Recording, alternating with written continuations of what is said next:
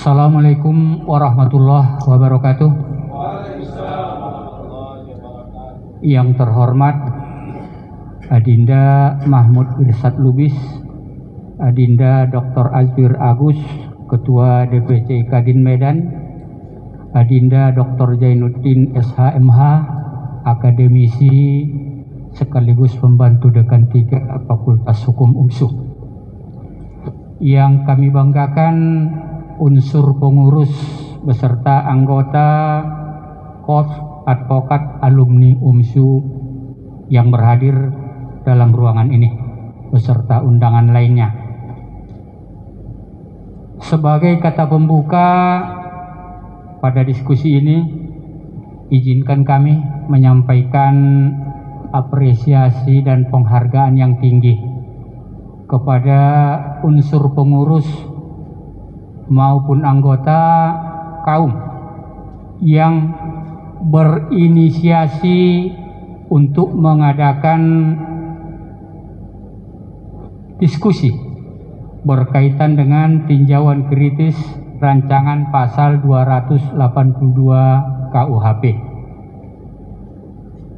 bahwa sesungguhnya kata kunci dari pertemuan diskusi pada hari ini tadi sudah diulas dengan cukup lugas, ringkas dan padat oleh Adinda Mahmud Irsad Lubis. Pada intinya tadi disimpulkan bahwasanya pemberlakuan pasal 282 RUU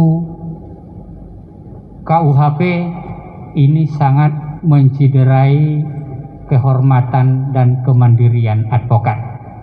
Dengan demikian kami yakin dan percaya bahwa diadakannya diskusi ini adalah untuk tujuan mulia daripada rekan-rekan kaum, bagaimana kita kemudian bisa memberikan masukan agar advokat tidak dikerdilkan, tidak didiskriminasi, apalagi dikriminalisasi.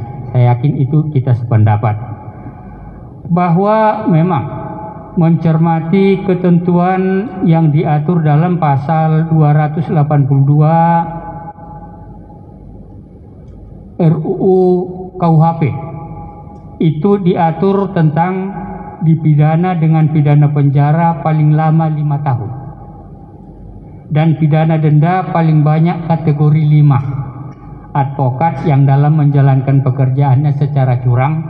Pertama, mengadakan kesepakatan dengan pihak lawan klien padahal mengetahui atau sepatutnya menduga bahwa perbuatan tersebut dapat merugikan kepentingan pihak kliennya.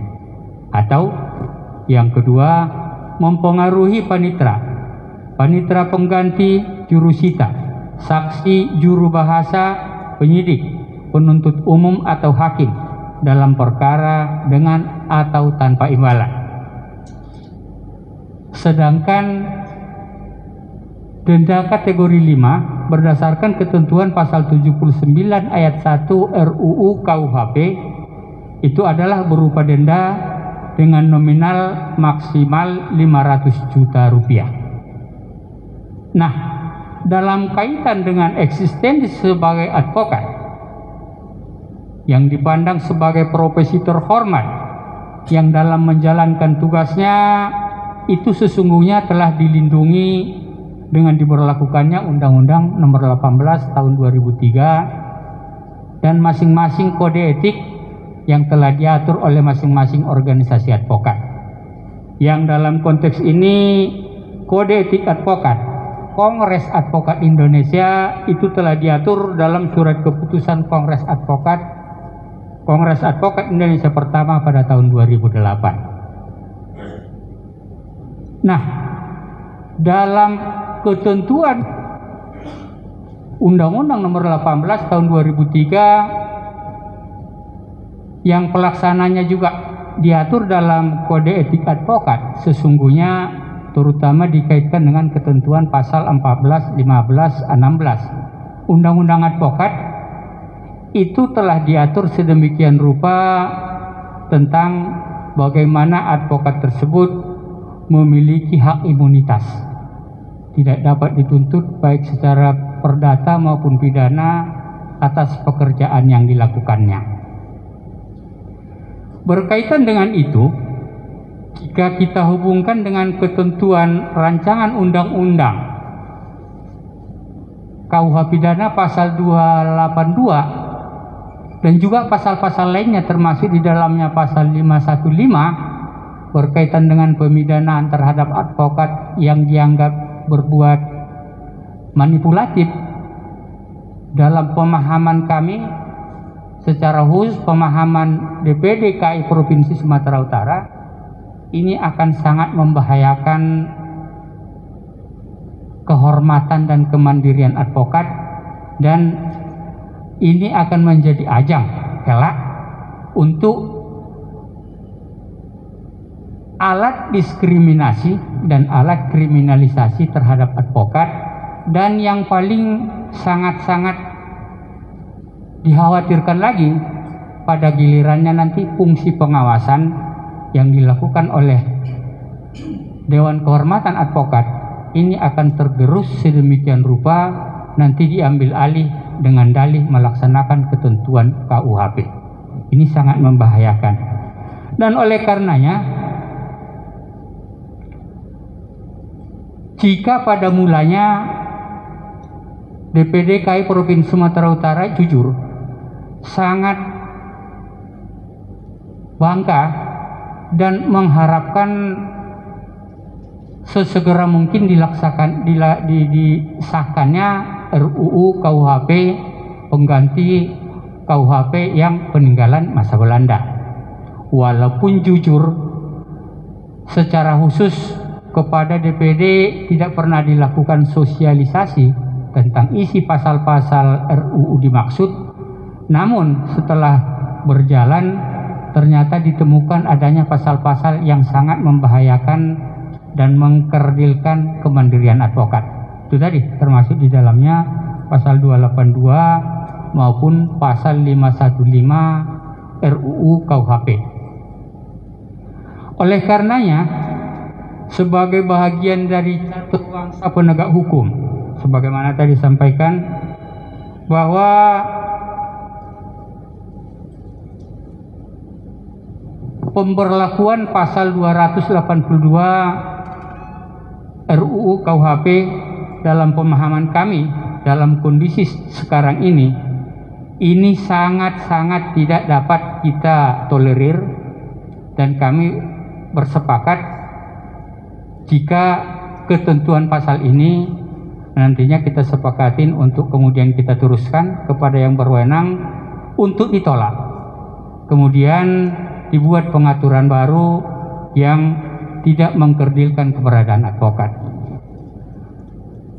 Fakta tentang pasal 282 RUU KUHP diskriminatif ini dapat kita pahami dari pengaturan pasalnya yang hanya melihat advokat sebagai subjek.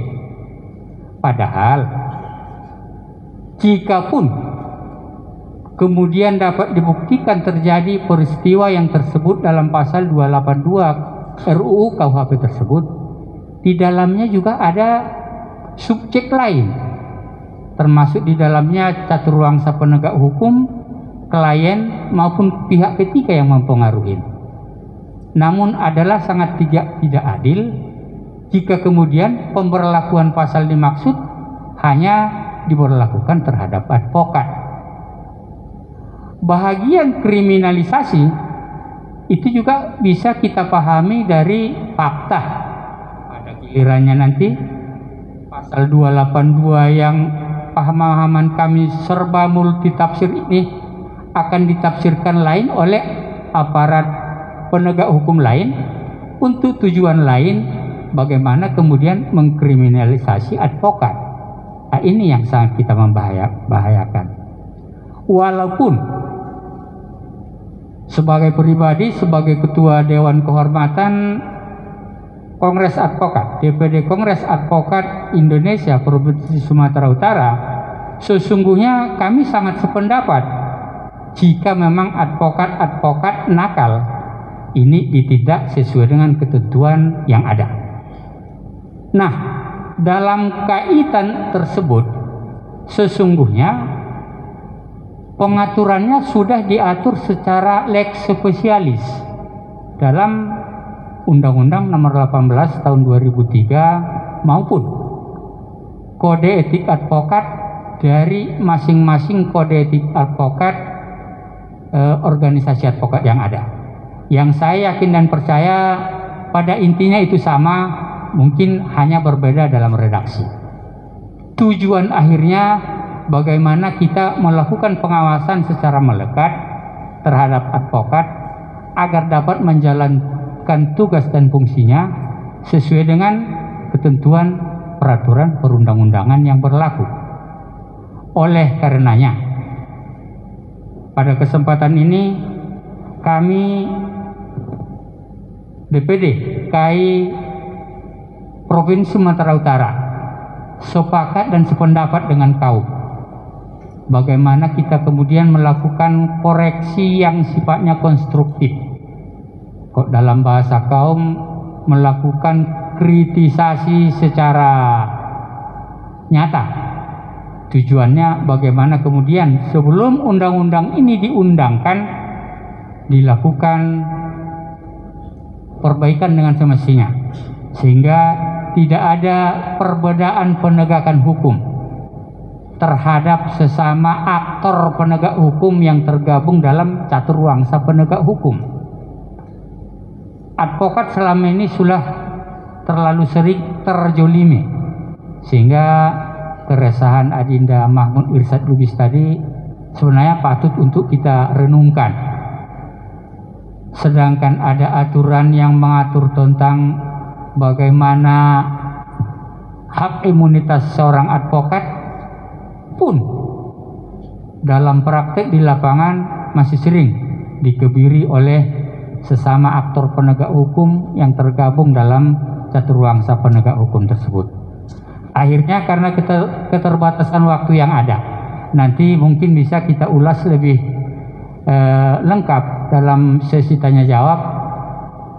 DPD KAI Provinsi Sumatera Utara sepakat dan sependapat bagaimana ketentuan pasal 14, 15, 16 yang secara lex spesialis mengatur tentang hak imunitas advokat yang diatur dalam Undang-Undang Nomor 18 Tahun 2003 tersebut tetap kita pertahankan dan kita junjung tinggi, dan oleh karenanya kita sependapat jika ketentuan pasal 282 maupun ketentuan pasal 515 RUU KUHP ini harus kita tolak.